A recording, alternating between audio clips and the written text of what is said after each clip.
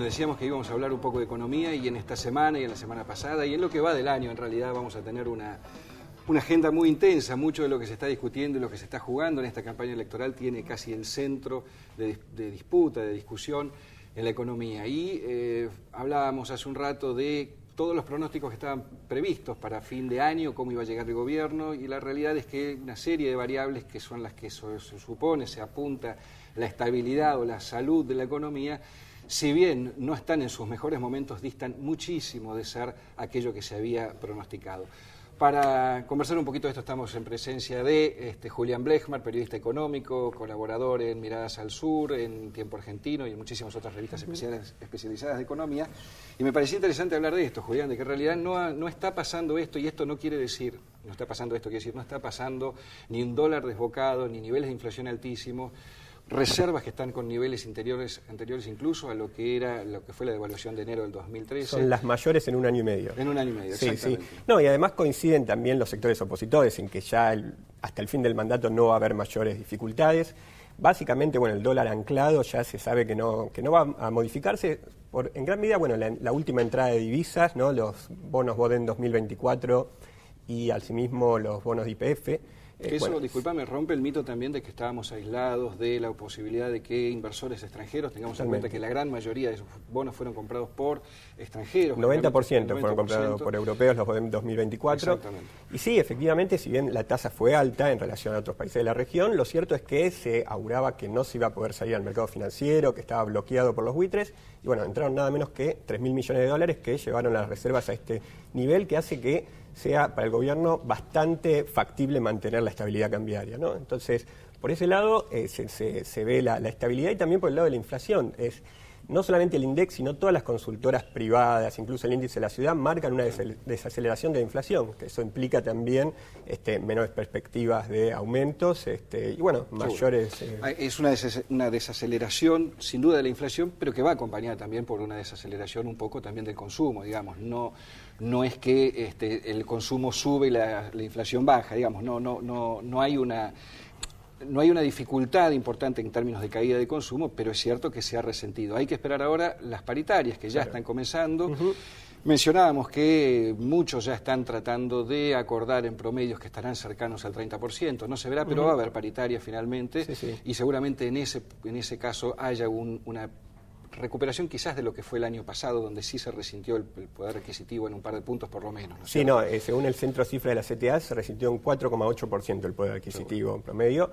Ese va a ser uno de los argumentos, sin duda, que tienen los sectores sindicales, lo mismo que ganancias, ¿no? El tema de que, bueno, ganancias está alcanzando a cada vez más personas.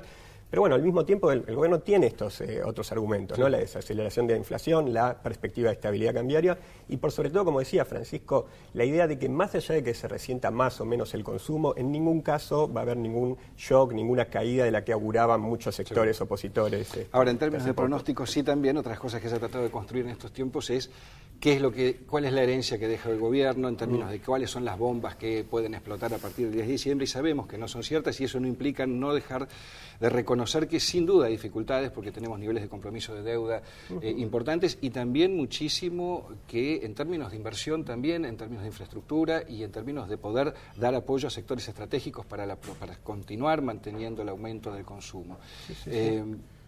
Yo lo que creo, y no sé si coincidís vos en esto, es que estamos en un proceso donde el año tiene que ser lo más liso posible como para no llegar con tropiezos, pero es importante pensar en un 2016 con un empuje importante en la economía, y ahí estábamos un poco charlando con el ministro Rossi, precandidato a la presidencia, que para que este proyecto nacional con inclusión continúe debemos tener un plan y un proceso económico muy fuerte, muy agresivo, sin duda. Además se sabe, digamos, que hay situaciones que no están resueltas, estructurales, incluso una de ellas es sin duda el tema de la restricción externa, ¿no? Sigue siendo una industria muy deficitaria y bueno, eso plantea que sin un superávit alto de la balanza comercial es muy complejo llevar adelante una estabilidad sostenida.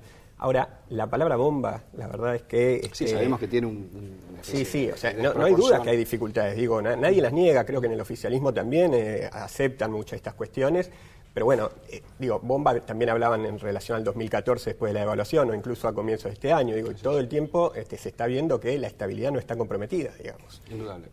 Ese es el punto. Sí, no, y lo otro que me parece que es destacar respecto a todo lo que está en discusión en esta campaña electoral y que se ve reflejado en lo que son los economistas que están rodeando a los candidatos, y no solamente de la oposición, me interesaría también hablar de lo que son los economistas o asesores de los precandidatos del Frente para la Victoria. Quizás en el caso de Daniel Scioli ya es muy visible que uno de ellos es Miguel Bain, que Mario Blecher estaría también ahí asesorándolos, y las direcciones que dan, si bien no son contradictorias a lo que es este proyecto, a veces generan alguna preocupación. Sí, sí. No, plantearían un poco ese espacio intermedio que aparenta formular Scioli, ¿no? Esta cuestión de no una política económica tan definida como la que está marcando en este rumbo el kirchnerismo, y al mismo tiempo, digamos, alejados también de la ortodoxia, a veces disfrazada, otras veces menos visible, que plantea gran parte de la oposición.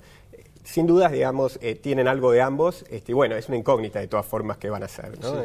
Sí, bueno, el otro día creo que Bain planteaba el tema de el cepo, como diciendo, bueno, la restricción a la compra de divisas, como que no era tan sencillo y todo lo que yo creo, ¿por qué no se animan a decir que en realidad, en términos realistas, esta medida de restricción para la adquisición y atesoramiento de dólares no se tendría que levantar nunca más? Digo, no es posible que sigamos creyendo que la Argentina puede disponer de dólares constantemente para que vayan al ahorro privado o a lo que fuese.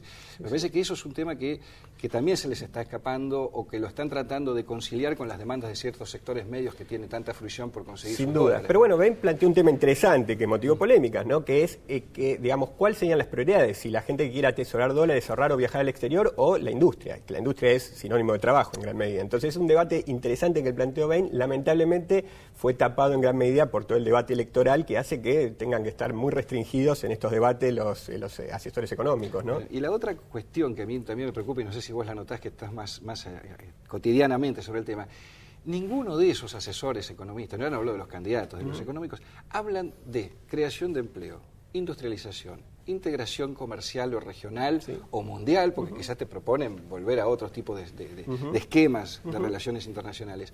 Hay un vacío absoluto en esto, y yo creo que ahí tenemos un problema grande porque mientras la política esconde la economía en términos de explicitar sus funciones, tenemos complicaciones a futuro aseguradas prácticamente. Así que me parece que aquí tenemos un problema. No sé si escuchaste alguno que tenga, bueno, está el caso de Tayana, el equipo de economistas de Tayana, que sin duda tiene una cosa más clara, también quizás Rossi, quizás ponga el acento más en Daniel Scioli, en Florencio Randazzo, que es un candidato que muchas veces se propone como una alternativa a Daniel Scioli, pero del que también sabemos poco en términos estrictos, ¿no? De política económica, de política poco lo que se habla, sobre todo como hablas de integración regional. Pensemos que el año pasado la recesión de Brasil costó una merma de 20% en la compra de automotores y Brasil incluye el 80% de las exportaciones de autos, ¿no? Es decir, compra el 80% de nuestra fabricación de autos. Todo lo que produjo eso fue, en gran medida, digamos, la crisis. No sé, crisis es demasiado porque el sector automotor se redujo, pero sigue en niveles altos.